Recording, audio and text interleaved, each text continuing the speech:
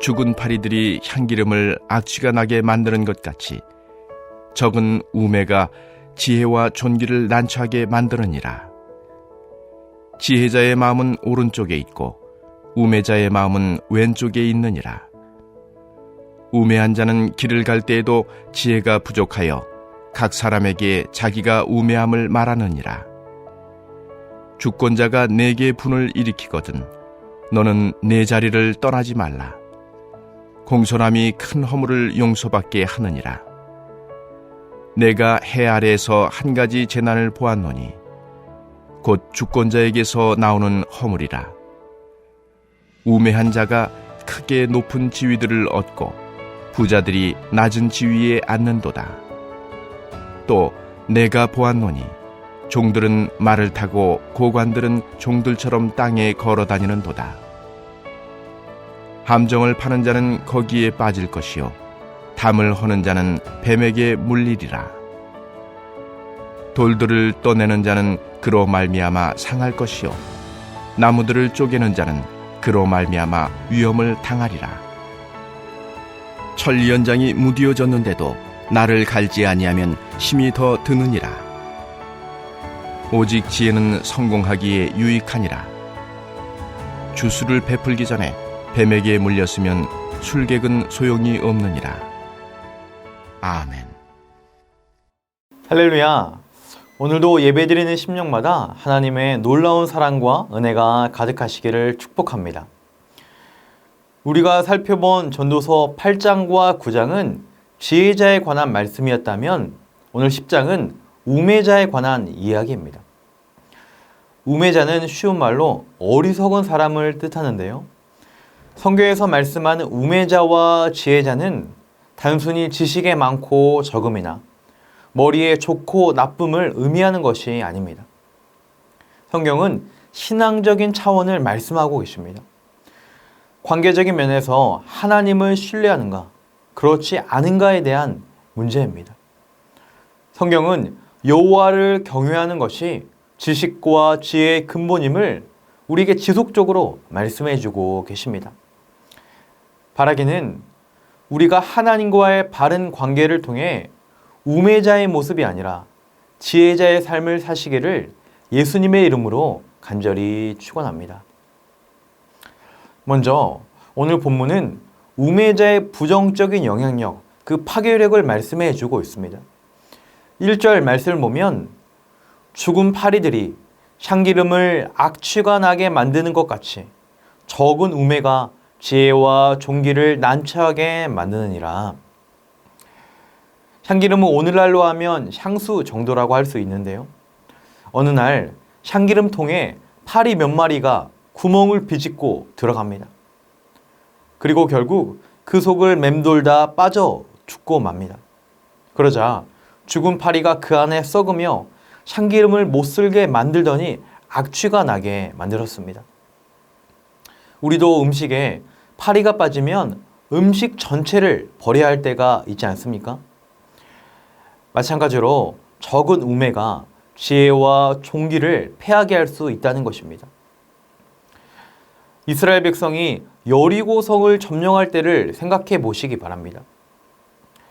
이스라엘은 하나님의 놀라운 능력으로 크고 견고한 그 여리고성을 쉽게 함락했습니다. 이에 이스라엘은 주변에 있는 많은 족속 가운데 존귀를 받게 되었습니다. 그러나 이스라엘 백성 가운데 마치 죽은 파리 한 마리가 있었습니다. 바로 아간입니다. 아간 한 사람이 하나님의 명을 어기고 전리품 가운데 일부를 숨겼습니다. 많은 것도 아니었습니다. 그러나 어떻게 되었습니까? 아이성과 전투할 때 이스라엘 전체가 패하고 말았습니다. 아간이라고 하는 적은 우매자 때문에 이스라엘 전체의 지혜와 존귀가 흔들리게 되었던 것입니다. 마찬가지로 공동체에 존귀한 사람들이 많이 있어도 소수의 우매한 사람들이 있다면 공동체가 흔들리기도 한다는 것이죠. 여러분, 우리 개인의 삶도 마찬가지입니다. 우리가 열심히 삶을 살았어도 한순간의 잘못과 죄로 인해 그동안 쌓아 올렸던 모든 수고가 다 수포로 돌아가는 경우가 있습니다. 그러므로 우리는 개인과 공동체 안에 작은 죄라도 틈타지 못하도록 영적으로 깨어 있어야 합니다. 그렇다면 사람들이 왜 이런 우매한 모습을 보일까요? 그 이유가 2절에 있는데요. 2절 말씀을 보면 지혜자의 마음은 오른쪽에 있고 우매자의 마음은 왼쪽에 있느니라. 지혜자의 마음은 오른쪽에, 우매자의 마음은 왼쪽에 있다라고 말씀합니다. 성경에서 오른쪽은 하나님의 구원과 보호를 상징합니다. 왼편은 불의와 심판을 상징합니다. 따라서 지혜자는 하나님을 향해 오른쪽에 서 있는 마음의 자세를 의미합니다. 내가 이 일을 하는 것이 하나님 보시기에 과연 바른 것인가? 이렇게 하는 것이 하나님께서 기뻐하실까? 항상 하나님 중심의 생각을 하는 사람이 오른쪽에 서 있는 사람의 모습입니다. 때론 그것이 나에게 손해가 되고 불편하고 어려워도 하나님의 뜻이라면 순종하는 것입니다. 여러분, 이번 성탄절에도 우리가 별 따라가는 길을 진행했습니다. 가기 전날까지 많은 눈이 내렸고 날씨도 많이 추웠습니다. 별 따라가는 길을 위해 교구마다 선물도 준비하고요. 특송도 연습했습니다. 그리고 생소하고 낯선 교회 가서 섬기는 건 불편하고 어려운 면이 분명히 있습니다. 그러나 그 일이 하나님께서 기뻐하시게 순종하며 실천하는 것, 이것이 지혜자의 모습이라는 것입니다. 반면에 우매한 사람들의 마음은 왼편에 있다라고 말씀합니다. 하나님 중심이 아니라 항상 자기 중심적인 생각을 합니다. 이 일을 통해 내가 얼마나 인정받고 내가 얼마나 드러날 수 있을까? 나에게 어떤 유익이 있을까? 이런 모습을 보인다는 것이죠. 때론 그 모습이 사람들에게 호소력도 있고 타당하고 세련돼 보이기도 합니다.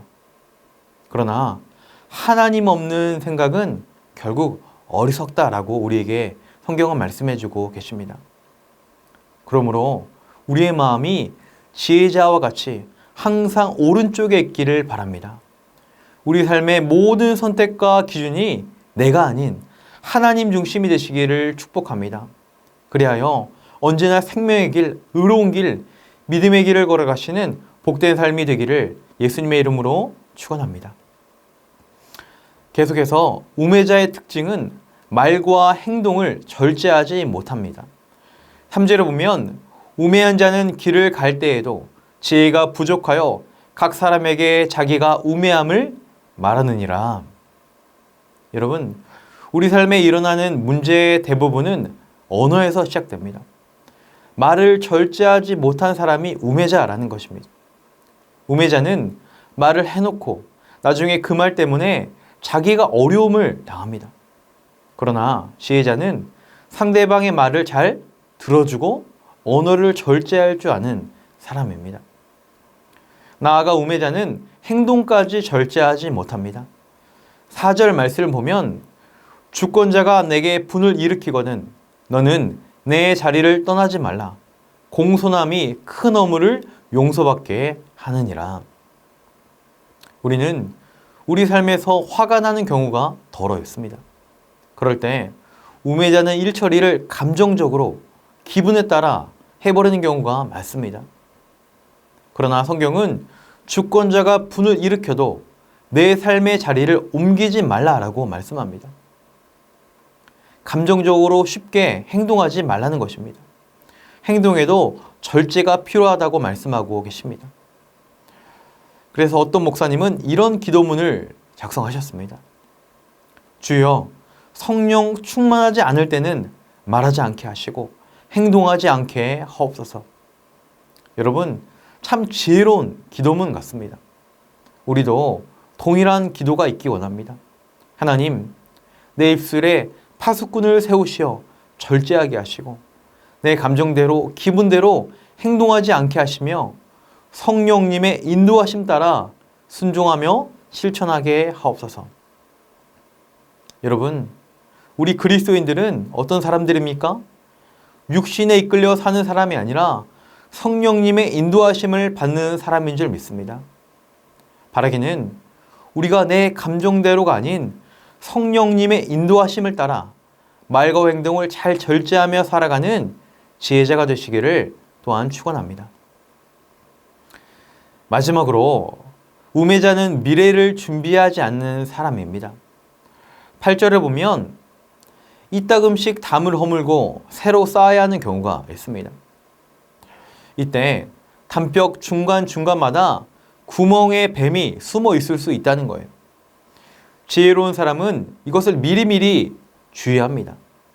그러나 우매자는 아무런 생각 없이 담을 허물다가 그 속에 있는 뱀에게 물린다는 것입니다. 9절에도 다듬은 돌로 집을 짓기 위해 망치질을 할 때 우매한 사람은 부주의하여 망치로 자기 손을 찍을 때가 있다는 것입니다. 10절 말씀도 보면 우매자는 나를 갈지 않고 무딘 철 연장을 가지고 일을 합니다. 그러니 힘은 힘대로 들고 시간은 시간대로 빼앗깁니다. 이렇게 우매한 사람은 삶에서 부주의와 방심으로 어려움을 당하는 사람입니다. 미래에 대한 대비도 부족합니다. 그러나 지혜자는 언제나 주변을 살피며 주의를 기울입니다. 그리고 무엇보다 철저하게 하나님의 도우심을 구함으로 미래를 대비하는 사람입니다. 왜냐하면 사람의 힘과 능력으로는 모든 어려움, 재앙을 막을 수 없기 때문입니다. 아무리 철저히 대비한다고 해도 예상하지 못한 문제들을 우리가 얼마든지 마주할 수 있습니다. 그러므로 우리는 하늘 아버지의 도우심이 필요합니다. 하나님의 선한 능력과 보호하심이 우리 삶에 지속적으로 임해야 할 줄 믿습니다.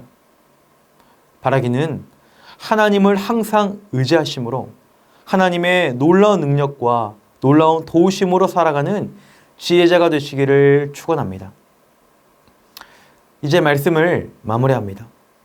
오늘도 우리는 새로운 하루를 살아갑니다. 우리가 이전에도 살아보았고 이미 익숙한 일들과 익숙한 사람들을 오늘도 마주할 수 있지만 여전히 우리는 하나님의 도우심이 필요한 존재입니다. 하나님께서 오늘 우리의 삶을 온전히 지켜주시고 인도하셔야 할 줄 믿습니다. 그러므로 오늘도 우리가 겸손히 하나님의 지혜와 도우심을 구하시기를 소망합니다. 그리하여 오늘도 하나님의 선한 인도하심과 풍성한 은혜가 저와 여러분의 삶에 가득 임하시기를 예수님의 이름으로 간절히 축원합니다. 말씀을 기억하며 함께 기도하기 원합니다. 우리의 마음이 항상 하나님께 향하게 하시어 믿음의 생각을 품게 하시고 믿음의 언어와 믿음의 행동을 하게 하옵소서. 언제나 겸손히 하나님의 도우심을 구함으로 하나님의 선한 인도하심과 보호하심을 경험하게 하옵소서.